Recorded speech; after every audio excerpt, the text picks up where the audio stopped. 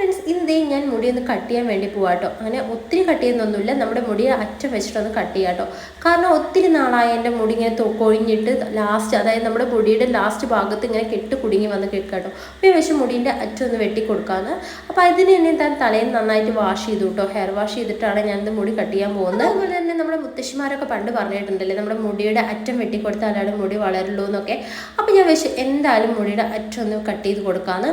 അപ്പോൾ അതിന് വേണ്ടിയിട്ട് ഞാൻ മുടി ഒന്ന് ഫ്രണ്ടിലേക്ക് ഇട്ടിട്ട് നന്നായിട്ട് ബൺ ചെയ്ത് വെക്കുക കേട്ടോ. ഞാൻ എന്തൊരു വീഡിയോസിൽ കണ്ടതാണ് കേട്ടോ. ഒരുപാടൊന്നും കട്ട് ചെയ്യുന്നില്ല, ഞാൻ മുടിയുടെ അറ്റത്ത് കുറച്ച് ഭാഗത്തുണ്ടോ ഇത്രയും ഒരു പോർഷൻ മാത്രമേ കട്ട് ചെയ്യുന്നുള്ളൂ കേട്ടോ. ഈ ഇടയ്ക്കായിട്ട് എൻ്റെ മുടി നല്ല കൊഴിച്ചിലാട്ടോ. അപ്പോൾ നിങ്ങളൊക്കെ ഏതെങ്കിലും ഹെയർ ഓയിൽ ഉപയോഗിച്ചിട്ട് മുടി കൊഴിച്ചിലും കുറയുന്നുണ്ടെങ്കിൽ എനിക്ക് മുടി പറഞ്ഞു തന്നെ കേട്ടോ, താഴെ കമൻസിൽ പറഞ്ഞാൽ മതി.